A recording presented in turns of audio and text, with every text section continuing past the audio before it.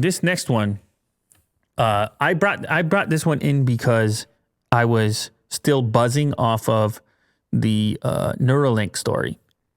The monkey playing Pong with its mind. Yeah.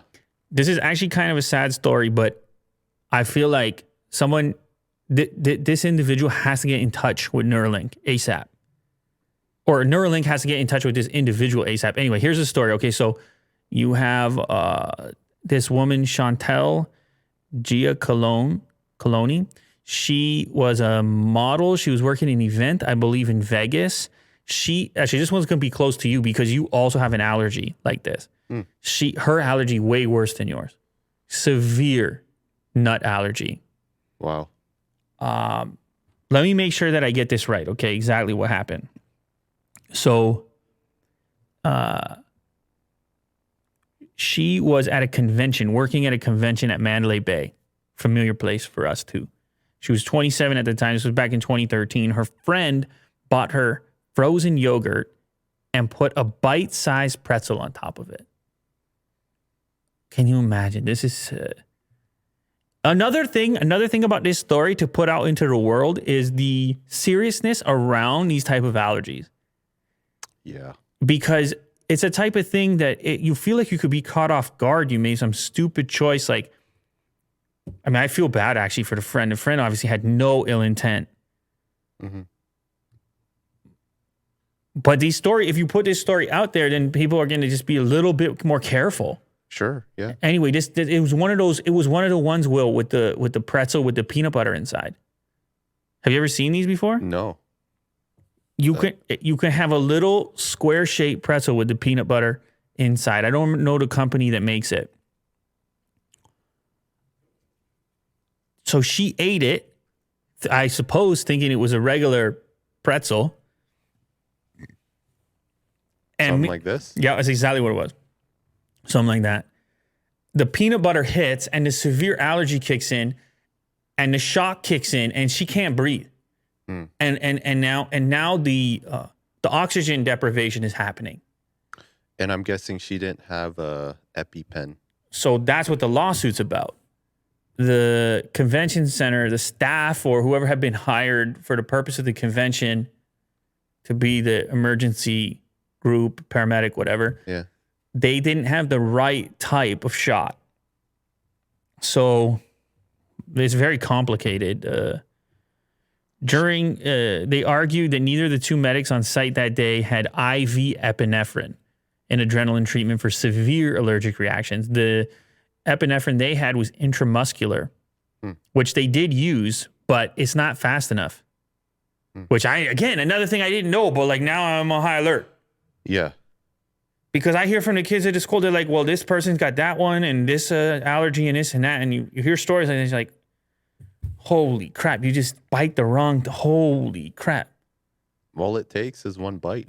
You just bite the wrong, And you feel it instantly. Well, this comes from Willie Doo. Yeah. So you can tell people how you know about it. No, just having a nut allergy. I've made the mistake of eating nuts before. And it sucks. It's just instant. And mine's not severe.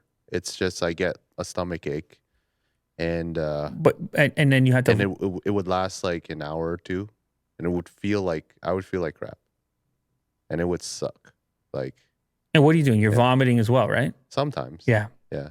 No, I saw it happen before. And I was like you're also going red and stuff as well. Yeah. It's not a pleasant, it's physical and mental. Mm-hmm. For sure. Well, anyway, in her case, very severe reaction. She ends up being deprived of oxygen so long by not having the correct treatment and taking too much time for the next people to arrive. She's deprived of oxygen so long she becomes a quadriplegic. Brain damaged. Yeah.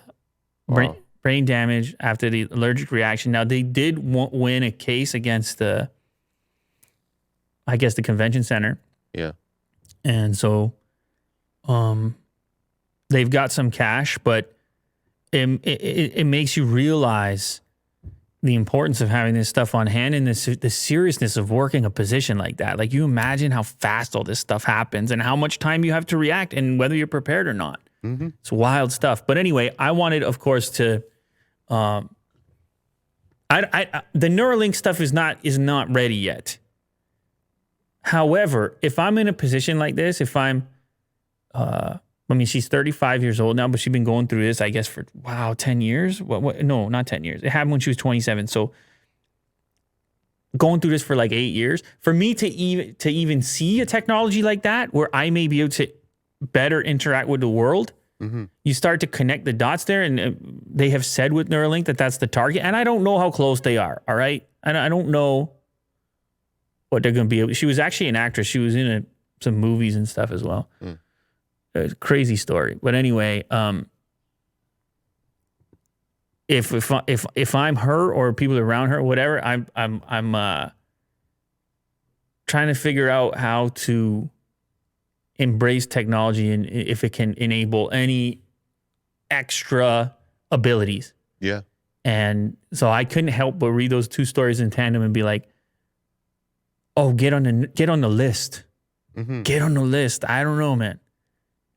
Look, I understand not everybody's going to be a candidate. There's all kinds of factors. I mean, they're putting a monkey for now and pigs and stuff. Yeah. Ready for prime time. But even if it's not ready for prime time, you know what is ready for prime time in this situation? Is hope. Just a little bit of hope. Yeah. That like maybe it's not going to be exactly how it is. Maybe there's something on the horizon that's going to shift the outlook a little bit in a positive direction. Yeah. Best of luck.